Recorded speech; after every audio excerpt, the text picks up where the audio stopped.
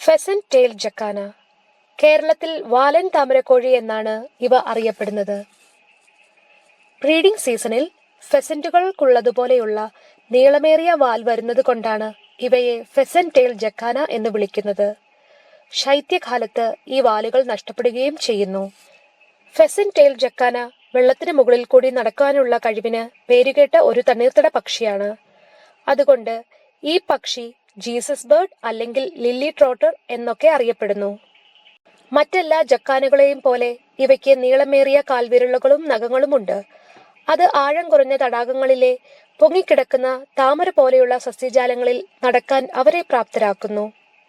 കേരളത്തിലെ കായലുകളും തടാകങ്ങളും ഉൾപ്പെടെ ഉഷ്ണമേഖലാ ഏഷ്യയിലെ ശുദ്ധജല തണ്ണീർത്തടങ്ങളിലും ചതുപ്പുനിലങ്ങളിലും ഇവയെ കാണപ്പെടുന്നു. ജക്കാന കുടുംബത്തിൽ മൈഗ്രേറ്റ് ചെയ്യുന്ന ഒരേയൊരു ജക്കാനയാണ് ഫെസന്റ് ടെയിൽ ജക്കാന. കാലാനുസൃതമായി ഇവ വളരെ ദൂരത്തേക്ക് ദേശാടനം ചെയ്യുന്നു.